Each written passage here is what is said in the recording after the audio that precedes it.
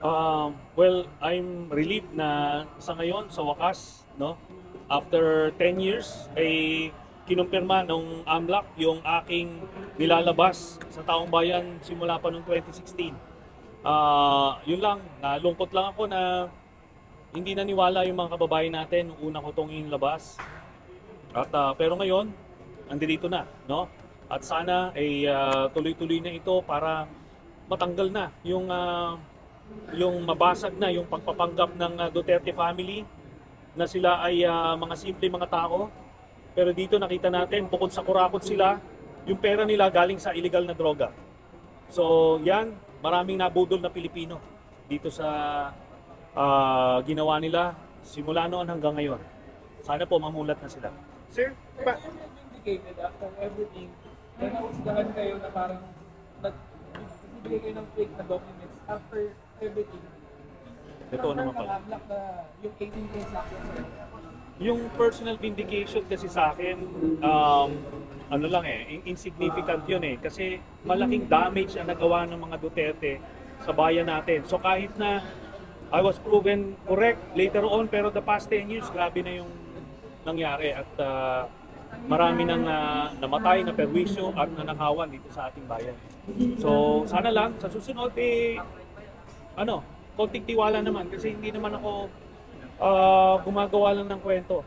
Ito po ay tungkulin ko sa bayan. Simula pa noong 2003, ginagawa na namin to. Hindi po kami nag-iimbento ng kwento. Sen, may mga, of course, people of the Duterte camp or the Duterte supporters are still going to discredit you sa mga ebidensya. Lalo na may isang mabas lang ngayon sa social media na yung SM na ng testimony nyo na sinasabi nila nagbukas naman daw yung mall ng September 2012 pero you said na yung bank daw nagkaroon deposit ng 2011 even before the branch was still created. Yung SM video, SM na yung 100 million, yung sinasabing nag-deposit daw sa video sa SM na ng 100 million. Alam niyo, lahat nakita niyo naman kinumpirma lahat nung AMLAC. 'Di ba? Hindi ko naman ginawa yan Ba't ko imbentuhin yan, 'di ba? Sila, kung kulto sila, problema na nila 'yon. Alam mo, may mga kulto si Duterte na kahit bumaril si Duterte sa gitna ng EDSA sasambahin pa rin nila Hindi ko problema 'yon, problema nila 'yon. Pero yung mga taong bukas pa ang pag-iisip, mga Pilipinong ganon, yun ang gusto nating mamulat. Kasi yun may pag-asa pa yun. Yung mga kulto na yung paniniwala kay Duterte, wala na akong magagawa po. Sir, can you give us more details about Joseph De Mesa, yung nabanggit po kanina? Sino po siya, wait ba si Joseph De Mesa? Hindi ko na po siya na follow up kasi importante po is yung mga dokumento kung totoo yun and eventually nakumpirma namin at ito nga, kinumpirma pa ng AMLAC. So yun po. Paano na kayo sir nalapitan? I mean, sabi ko sir, tinawagan niya kayo, paano sir nag-start yung Ano connection? doon po sa affidavit, nag-walk into sa headquarters namin sa Magdalo sa Quezon City. Tapos binet initially nung staff namin, tapos eventually ni-set up yung meeting. Tinignan ko. So yun, sinag namin yung mga dokumento after. Yun po yun. So parang safe siya kay Madriaga sir na malapit din sa pamilya Duterte. Yun ang claim niya. No. Malapit siya sa isang kamag-anak na nagtatrabaho sa isang ahensya ng gobyerno. Yun ang sinabi ko sa Tuloy pa ba yung connection nila kay Sammy Goy or putol na? I believe so. Tuloy-tuloy pa rin yan. Kasi hanggang sa dulo ng termino ni Duterte ay papaluwal siya ng pera. Sir, dun sa, sir,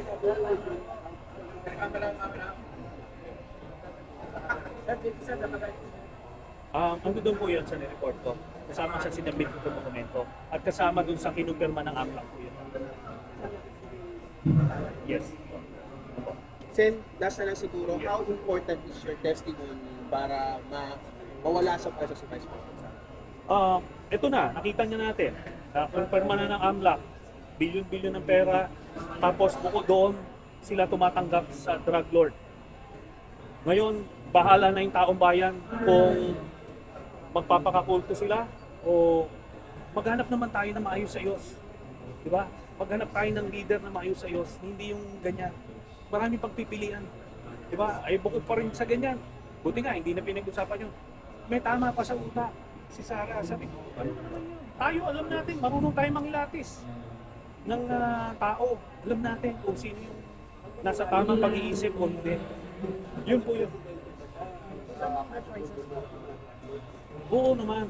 Drug lord, gambling lord, Pocos. Nakita nyo yung mga ahente ng Chinese. Papasok lahat yun dito. So yun lang po ang apila natin. Hindi po tayo gumagawa, hindi po kami gumagawa ng ebidensya at kwento. Pinumulat po namin kayo dito. So sana po ay nagawa po natin yun ngayong araw na ito. Ano kung dito sa relationship nila, anong kapalit ng payout?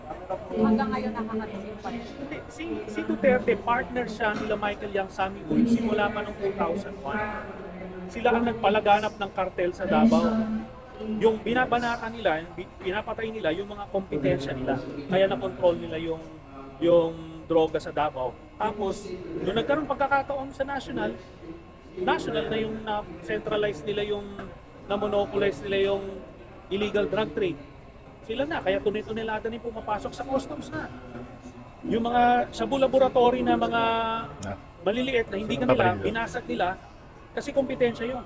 Yung supply kanila na, diretso na sa customs. Until now? Wala na sila sa pwesto. Di ba pinaguhuli na ni President Marcos yun yung general. Kaya nga nahinto yan. Makita nyo, nung panahon lang ni Duterte, nagkaroon ng tunay-tuneladang importation ng shabu sa Pilipinas. Ngayon wala na, kasi nga kasabot nila, customs, lahat. Ganun. Sir, dun sa AMLAC report, sinabi kasi the Vice President is suspected of drug trafficking, malversation graft. How do you respond to that? How do you interpret that? Yung finding na yon ng AMLAC that she is being suspected of this crime. Maybe, Do you feel vindicated? yes, yun na po yun. Magandang confirmation yun dun sa aking mga allegations. Yun po yun. Sir, may iba lang po tayo. Sinabi kanina na AMLAC. Sir, dun sa report, Sa report. sinabi, kinonfirm niya na suspected of drug trafficking, malversation, graft. Sir, may iba lang po tayo ng konti. Of course, pa-soundbite lang po kasi sinabi na po ni Mayor Lenny Robredo na hindi raw po siya tatakbo sa national position. So, ano pong inyong reaction po doon? Are you open to, sino po ang dapat maging alternative ng opposition? Sa akin, sir, okay, na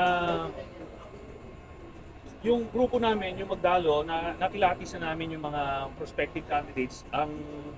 Sa ngayon, ang nais namin itulak sa pagka-presidente ay si Senator Risa Ontiveros.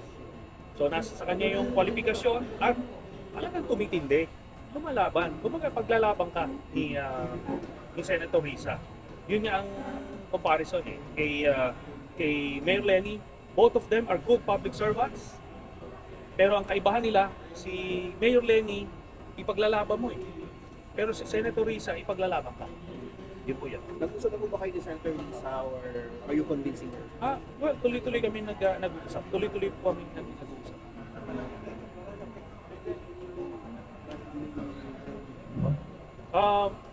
Siyempre, mas maganda nito, ang gawin ni Mayor Lenny, kung ayaw niya nang tumakbo, i-endorso na lang niya either si Senator Bam or si Senator Risa para talagang malipat sa kanila yung suporta ni Mayor Lenny. Yun po.